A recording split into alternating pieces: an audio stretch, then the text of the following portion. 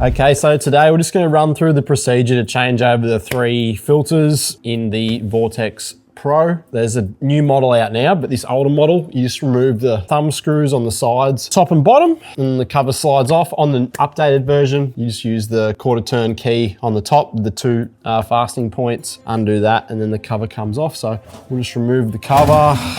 Now I've got a towel down because my filter is in the garage, so just to catch any water that will drip out of these. And then basically what we do is turn the inlet and the outlet off like so.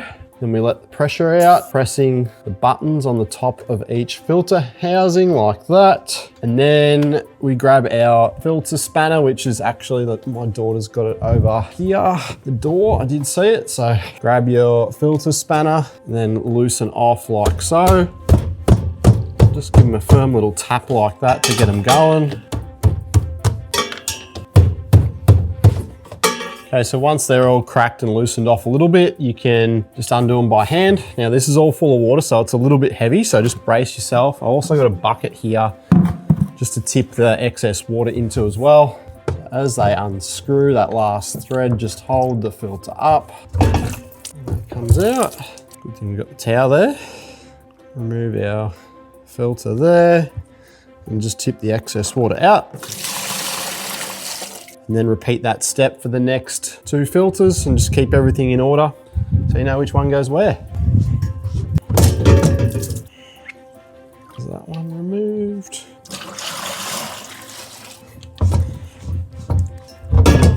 And just don't try and tip water over yourself like I did. You can see the discoloration on that. That's our last coconut carbon filter there. So there's a little bit of difference between old and new there. So we'll sit those ones aside. They can be thrown out now. And then when you're doing this, just make sure the O-rings are still intact, the dual O-rings on the cartridge, and that there's no debris or any silt build up or anything like that on the inside of the cartridge. These ones are pretty clean, so no need to clean that. And then basically what you do is pop the filters back in. Now we've got the third stage filter is always the heaviest because it's got the denser filter matter in it. So that's our 3rd stage, 2nd stage, 1st stage. I'll just unwrap them, knock them all over like bowling ball pins, but anyway. So they just get installed, dropped in, locate on the center locating point in the filter, and literally lift it back in, bottom in first, up in there, righty-tighty. Now I'm going to do 3rd stage, which is this one first. I'll nip that up as I'm going, just firm, doesn't have to be super tight. And then I'm going to do the first one, the 1st stage, just because on this one, the way the threads work. 1st stage in there, I just locate that on the center of the cartridge, like housing like so, and push up and in. Nice and firm. Then our 2nd stage filter. If you do mix up the external housings, it doesn't matter because they're all the same.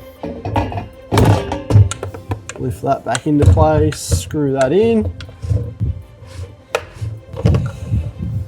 Nip that one up, and then you're good to go. So that is all 3 filters changed. Then basically go back inside. What I like to do is to turn a tap on. Closer to this outlet, the better.